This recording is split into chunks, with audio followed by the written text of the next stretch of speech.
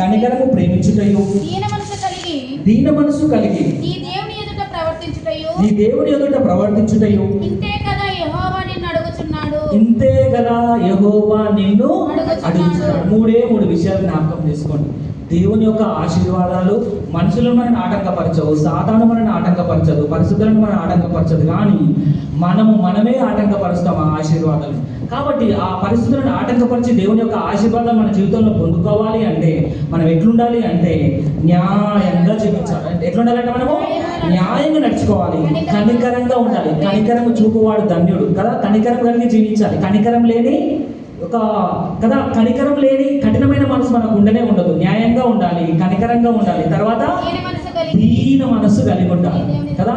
కాబట్టి మన జీవితంలో దీన మనసు కలిగి ఉంటే కదా, కాబట్టి మన జీవితంలో ఈ మూడు కదా, మనుషులు మనని ఆశీర్వాదాలను ఆటంకపరచవు, సాతాను పరిస్థితులు ఆటంకపరచవు. కానీ మనలో ఏ పాపమో ఏముందో తెలియదు, అదే మన ఆటంకపరచదు. దేవుని యొక్క వాగ్దానాలు మన జీవితంలో నెరవేర్చబడకుండా ఉండడానికి అవి ఎట్లుండాలి అంటే దేవుడు మనం చూసినప్పుడు ఎట్లుండాలి, దేవుడు ఏం కోరుకుంటున్నాడు అంటే న్యాయంగా ఉండాలంట, కనికరం కలిగి ఉండాలంట, తర్వాత దీన మనస్సు కదా. ఈ మూడు దేవుడికి ఇష్టం. నువ్వు న్యాయంగా యోబు నీతిమంతుడు యథార్థ